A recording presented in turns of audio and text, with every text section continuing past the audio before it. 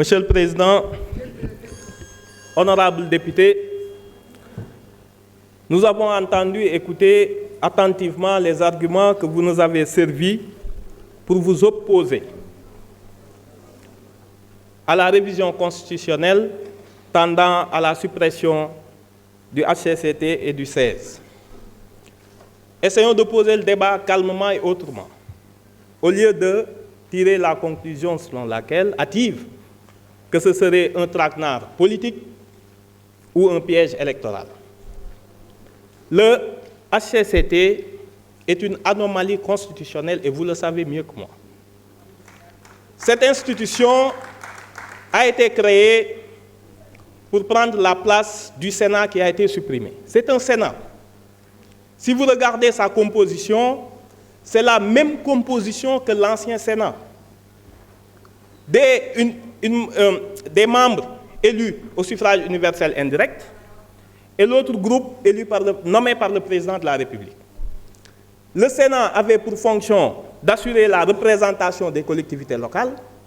Le HCCT est chargé de donner son avis motivé sur toutes les politiques de décentralisation et de servir d'instance de dialogue des collectivités. Quelle est la différence? Aucune.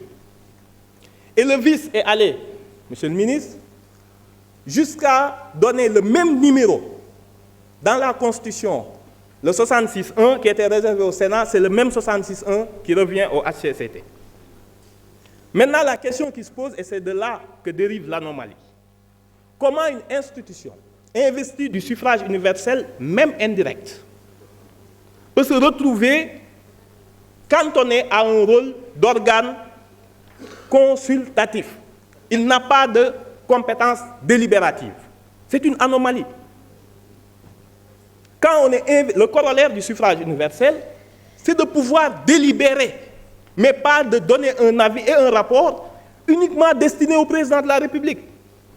C'est de cela qu'il s'agit. Et vous n'avez pas lu l'exposé de motifs de la révision. Il est dit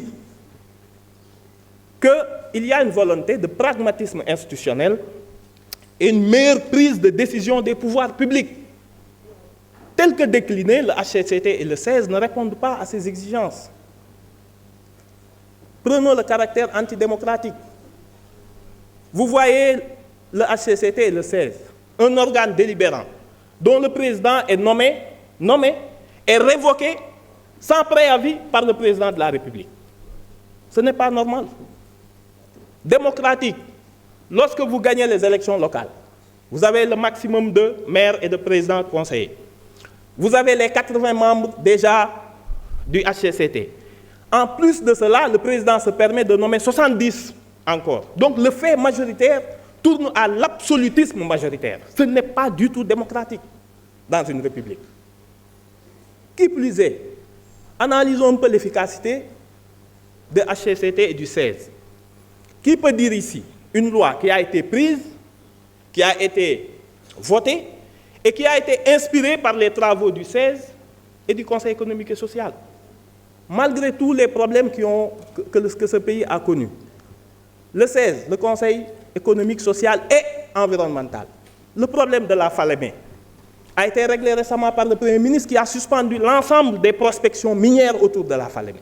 Où était le 16? Depuis 24 mois que les collectivités locales connaissent une grève sans précédent ininterrompue. Est-ce que vous avez entendu un avis motivé du HCCT?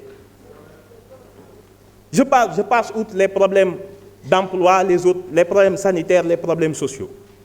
Voilà quelques problèmes. Et puis, on parlait du budget. Le 16 a été créé en 2012.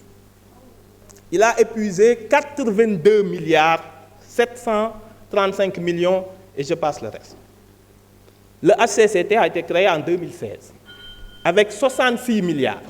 Donc ces institutions, quand on vous dit c'est budgétivore, c'est vraiment 150 milliards. Merci. On ne vous demande pas de voter, mais de vous abstenir. Merci beaucoup.